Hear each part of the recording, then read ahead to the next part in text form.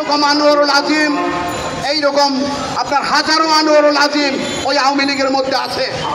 এই সরকারের যে বর্গা চাষি ছিল, রাশেদ খান মেনন, হাসানুল্লাহ কিনু এবং আপনার দিলীপ বাড়ুয়া বলছে পরশুদিন এই সরকারের মধ্যে 80% জন হচ্ছে আনোয়ারুল আজিমের মতো।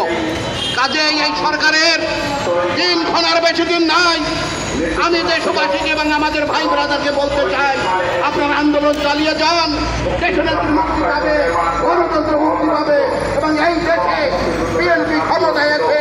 এই যে চোর, এই বিভিন্ন প্রকারের যারা চোর আছে, জনগণের সম্পত্তি চুরি করতেছে, তাদের বিচার ব্যবস্থা একদিন করবো ইনশাল্লাহ। খোদা হাফেজ। বাংলাদেশ জিন্দাবাদ, বাংলাদেশ জাতীয়তাবাদী দল জিন্দাবাদ, দেশনেত্রী বেগম খালেদা জিয়া জিন্দাবাদ, তারুণ্যের অহংকার তারেক রহমান জিন্দাবাদ। ধন্যবাদ।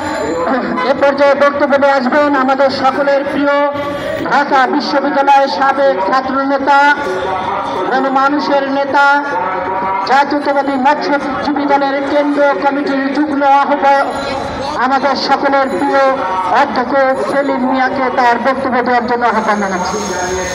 ধন্যবাদ। যাচাই দলের যাচাই করতে আয়োজিত আজকের এই আমাদের দেশনেত্রী বেগম খালেদা জিয়া, ঢাকার জনতার লোক, ইঞ্জিনিয়ার ইসরাক হোসেন সহ